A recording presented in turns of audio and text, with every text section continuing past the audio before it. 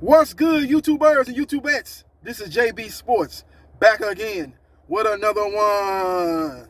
Got some news involving WBO welterweight champion Terrence "Bud" Crawford in his potential matchup with former #1 WBO contender Sean "Showtime" Porter, who is now the current #2 WBO welterweight contender Sean "Showtime" Porter. Porter was on his podcast the other day, and he addressed the issues involving the Terrence Crawford negotiations, lack thereof negotiation. He said he wish he could have picked up the phone and talked with Terrence Crawford personally instead of going to the media, going to public and basically calling out Terrence Crawford. Terrence Crawford responded to him on his Twitter and said that, look, man, stand by and stand down. I'm negotiating with Manny Pacquiao, but now you're trying me.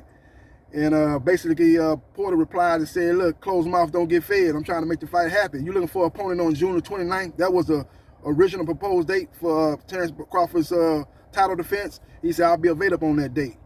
Sean "Showtime" Porter was basically responding to rumors that Terrence "Bud" Crawford was going to fight Josecito Lopez instead of him. So he was kind of basically trying to put Terrence Crawford on blast and basically say, look, man, I'm #1 contender. Why are you trying to fight Josecito Lopez, who's not even ranked in the top 15 of the WBO? That would be strictly a voluntary that the WBO would have to approve of.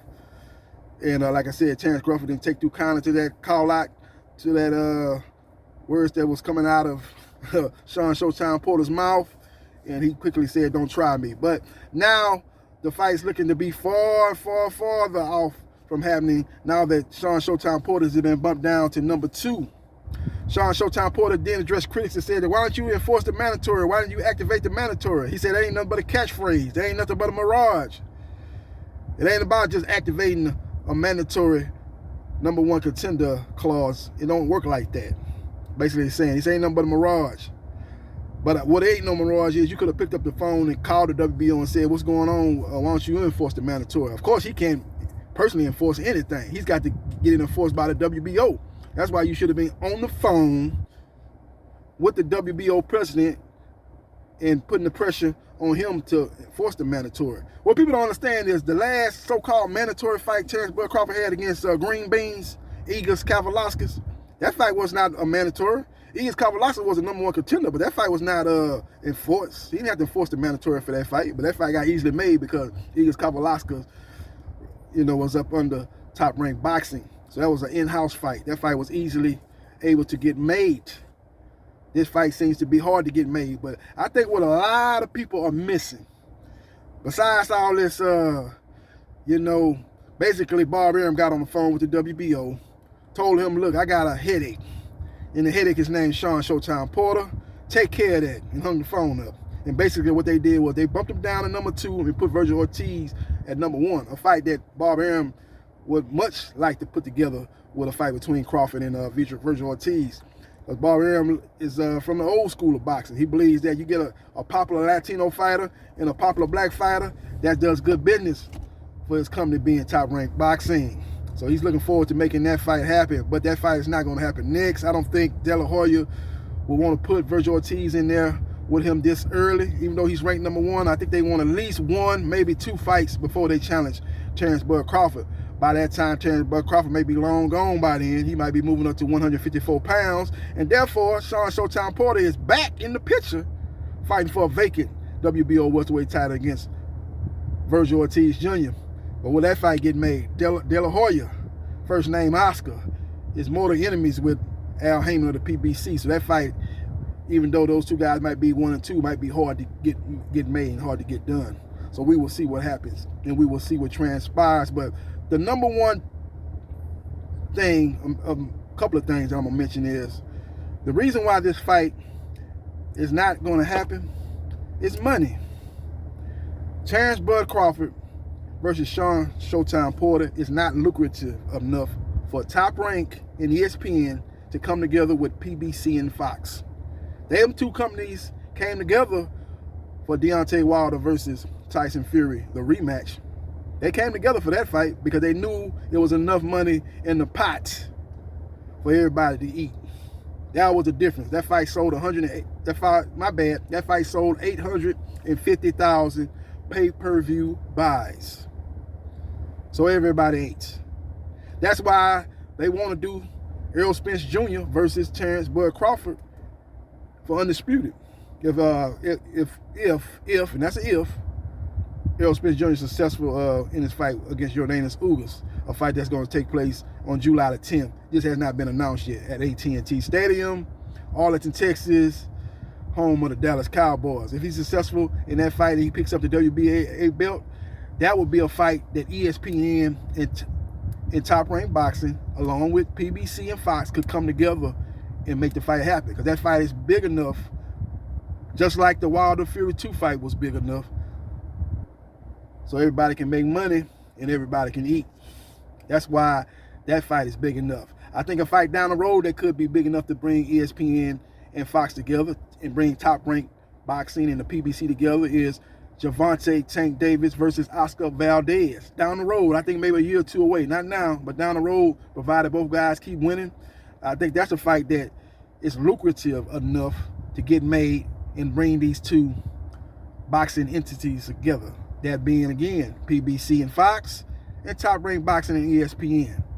But Sean Showtime Porter and Terrence Bud Crawford, that fight is not big enough to bring those two entities together.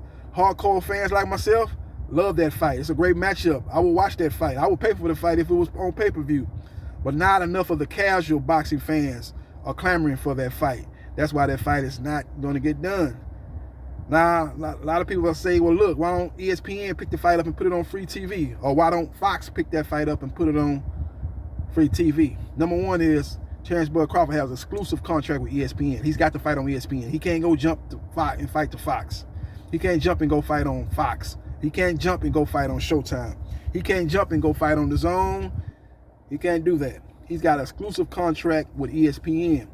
His contract runs out in October. Then he's a free agent, and then he's able to fight on any network and fight for up under any promotional company.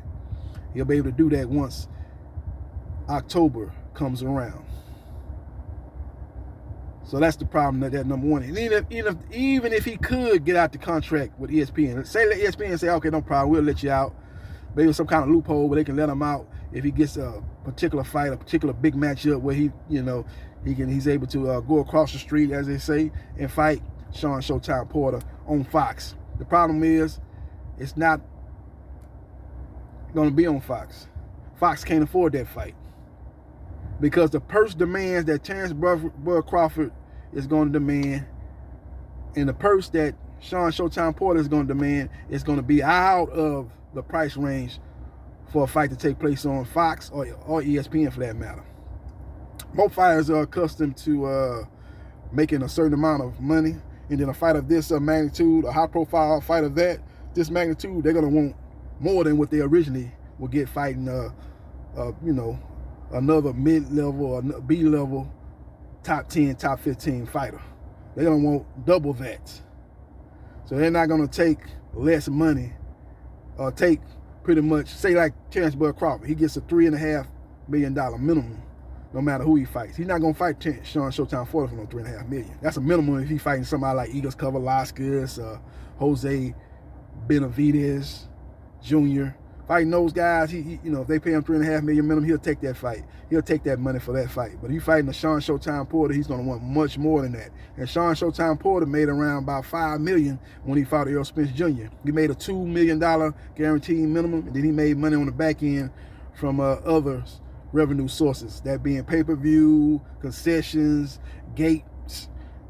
The PBC fighters, they get a little bit of money from different revenue streams involving their fights. And he was able to make around in the neighborhood of $5 million. And ESPN is not going to be willing to pay him $5 million for that matchup with Terrence Bud Crawford. So that's the problem. Both fighters going to want a high purse to fight each other. And therefore, ESPN and Fox are not going to be able to meet those demands. That's the problem. That's why this fight is dead in the waters, ladies and gentlemen. That's why it's not going to happen. That's why everybody that want to see this fight happen, including myself, is going to miss out on another potential great fight and another great matchup when you got one of the hardest hitters in the welterweight division, and Terrence Bud Crawford, a guy that can box and a guy that can bang, going against a bull in a china shop, Sean Showtime Porter, come forward fighter, has a great chin, has a great work rate, Throws a lot of punches, throws punches in bunches, got a high volume, got a high intensity, makes you uncomfortable every second, every minute of each round. He makes you very, very uncomfortable. He's a guy that's a truth teller. He's going to let you know if you're on the B. Showtime Porter, you got to be on the A level. You got to be an A level fighter. If you're a B+ level fighter, you won't be Showtime Porter. You got to be an A level fighter. If you A- level fighter, you won't be Showtime Porter. You got to be an A level fighter to be Showtime Porter. He is basically the litmus test in the welterweight division. He's going to test you and let you know how great you are. Just like Joe Frazier, as great as he was, a Hall of Fame heavyweight, he was a litmus test for fighters. If you beat Joe Frazier, you were not only the best in heavyweight divisions, but you were the best to ever lace up the pair of gloves in heavyweight divisions. George Foreman defeated him. Muhammad Ali defeated him. That's it, y'all. Ain't nobody else beat Joe Frazier. So he was the ultimate litmus test, and Showtime Porter, to a lesser degree, is a litmus test in the welterweight division. Let me know your thoughts about this fight being off. It's not happening. It's not happening.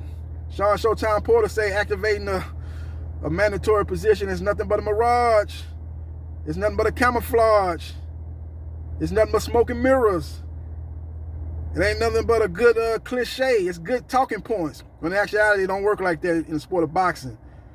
And now that I've been bumped down to number 2, and I'm overqualified to be number 1, as I was number 1 since last summer, and you putting this guy, Virgil Ortiz, in the number 1 position, and he's unqualified. As I'm overqualified, he's just as unqualified for that number 1 position. He's a little irritated. He's a little agitated. And I think he sees a handwriting on the wall that the fight's not happening between himself and Bud Crawford. I think Showtime Porter first got this idea in his head was when he was working with Fox along with ESPN and getting ready and doing the fight between Tyson Fury and Deontay Wilder, the rematch. He worked along with Tim Bradley and a lot of those other guys over there at ESPN. They worked together on that fight. He saw the promotion of that fight. He saw the magnitude of that fight. He was behind the scenes and saw a lot of things transpire as far as the build up to that fight. And he wanted a little piece of that action. And I think that's the idea he got in his head. Like, man, shit, if Tyson Fury and Deontay Wilder could put on a fight of this magnitude, me and myself and Terrence Crawford, who's the biggest star over there in the welterweight division of ESPN, I'm one of the biggest stars in the welterweight division on the PBC side, we can make a big fight just like Deontay Wilder and Tyson Fury too. Wrong. It sounds good, but that's not the case, Showtime Porter. Neither you nor Terrence Crawford are bigger stars as Deontay Wilder or Tyson Fury. That was the problem. Y'all not doing on 850,000 pay-per-view buys. Y'all not even doing half of that. Y'all, I think y'all max would be 250,000 pay-per-view buys for the fight between yourself and Terrence Crawford. That would be the max. Maybe some people will say maybe 300,000. But during these times right now, and the way people was able to get access to fights besides and outside of paying for the fight and buying the fight on pay-per-view, there's other ways to go watch the fight. I say that fight does tops out at 250,000 pay-per-view buys. So that fight is not as big as Tyson Fury and Wilder 2 was. And that's the problem. He kind of got the same mindset when he was at the Errol Spence Jr. Mikey Garcia fight. He working for Fox for that fight. He saw how big that fight was in AT&T Stadium. They had over 47,000 fans in attendance. The fight did 360,000 pay-per-view buys. He saw the magnitude of that fight. He wanted to be part of that fight. So he was able to negotiate a unification fight with Errol Spence Jr., a fight that was originally slated to be on non-pay-per-view. But he assisted that fight to be on pay-per-view because he was thinking about the Mikey Garcia Errol Spence Jr. fight, and he wanted to be part of a big pay-per-view extravaganza fight himself. And he insisted on that fight being on pay-per-view, and that fight was on Fox pay-per-view. And they did good numbers, 275,000 pay-per-view buys. So that's the same thing he was seeing in a build-up for Tyson Fury versus Deontay Wilder 2. And he wanted part of that and be part of that with himself and Terrence Crawford. But the problem is that fight is not as lucrative as Tyson Fury versus Deontay Wilder 2 or Errol Spence Jr. versus Terrence Crawford, or down the road, Gervonta Tank Davis versus Oscar Valdez. That's the problem. Let me know your thoughts about this fight falling through, not happening, dead in the water, as Bob Arum will say about AJ and Fury. He said that last week about that fight not happening. Let me know your thoughts. And hit the like button if you like the content of this video, and subscribe to JB Sports, the man, the myth, the legend, and I holla.